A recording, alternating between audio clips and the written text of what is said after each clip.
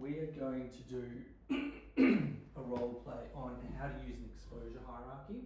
Jess is going to be a client, Kate, and normally you write this on a piece of paper with the client, but hopefully you can see this. I'm going to do this as quickly as I know how, and so I'm going to be the therapist, you're going to be Kate. Kate, today we're going to do one of the parts of OCD treatment that's really important.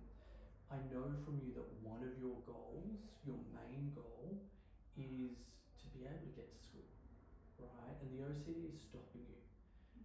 We're going to write a bit of a list from the scariest thing we could do to the easiest thing that we could do in exposure and response prevention. And we're going to write everything on the board, actually. It doesn't mean you need to do it, right? But we've got to get an idea about the types of things that we could do to get you enough confidence in managing the OCD so that you can get to school. So, an exposure is not just doing the things that's scary. It is doing the thing that is scary without doing the ritual that makes you feel better. So one of the things that you mentioned to me that you're doing is not stepping on the cracks, right? And why was that? Can you tell me again what you think is going to happen if you step on a crack? What is the OC telling you is going to happen?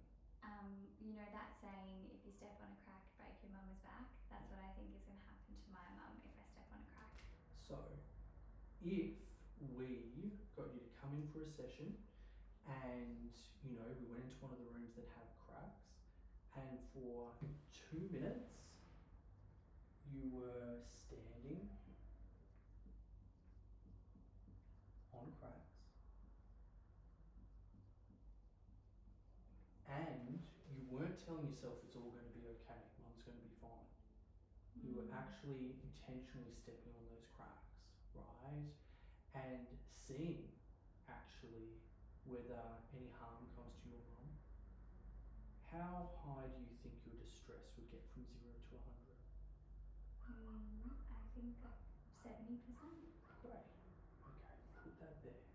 We've gotten started now. We're starting to build out. Now, it doesn't mean that we do these things necessarily, but we're starting to build out the things that might tame the OCD. Now, one of the big things that you also mentioned to me is around something that you say to yourself to give yourself reassurance when you're anxious and you think something bad's going to happen. What is that thing that you say in your head over and over? Yeah, so I repeat to myself, my family's safe, my family's healthy, we will be okay. That's what I say. And it takes a lot of time of your day, doesn't it? Yeah, I say that like 100 times a day. Cool. So exposure is not just not saying that, it's testing to see if something bad's going to happen, okay? So what I would say is a few different ways that we could do this. One exposure that we could do is writing out,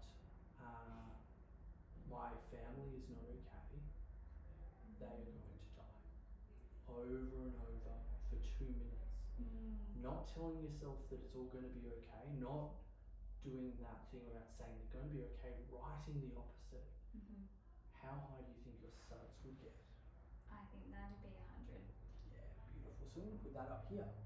Okay, 2 minutes. Right. Family not okay. They will die. And it's so good for me to see how intense these things are, right? Because we only do things really when we predict it's going to be somewhere between 30 and 60 of your suds. So not too easy, because if we get you to do something with 5 suds, you're like, well, it's easy, was the point, but also not necessarily 100. So what if, instead of that, you said out loud, my family are going to die, repeatedly? Would that be exactly the same or less than writing it down? I think that would be less. What do you think it would be? Is it okay if I change? I think that this one actually probably would be a little bit lower than some Yeah. of these ones. Absolutely. I think that this one probably feels more like a 50, and then the other one you said probably feels more like a 70 or 80. Great. Alright. So 2 minutes. Say out loud. And we know what that is there. Mhm. So that would be somewhere between a 70 and 80. Yeah. And so what would it be if for 2 minutes here or at home you listened? Just you're doing the dishes or you're hanging out at home and you listened on repeat you saying my family is not okay, they will die. That would probably be a 90 if I have to listen to it on repeat. Yeah. Mhm. What if it was repeat for 5 minutes? Still feels pretty Yeah. high. So that's Yeah. a 90. Yeah. Okay. 5 minutes.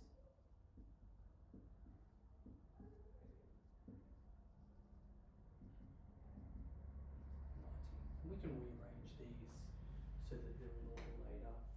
I think the big thing that we did here very quickly is outline what the difference between the OCD and exposure and response prevention looks like to get here.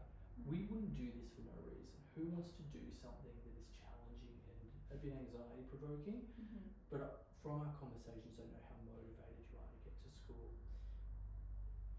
Pause there, Jess. What any learnings or reflection on how we did the quickest possible exposure hierarchy possible? Yeah, I think yeah, when I've done it before, I probably get too caught up in like that it that the stuff is like really different, but it actually doesn't really matter essentially like what it is. I don't know if that makes sense. Totally. I feel like It's I'm not all describing that kind of super the well. same thing, isn't it? But yeah. Because the underlying thing is that you think your family's going to die. So we're all going to repeat multiple things starting at the lowest point and getting you confidence. And so I would do an exposure with you, and we might do an exposure next on writing something down, and I'll show you exactly how to do it in therapy and then getting the person to do it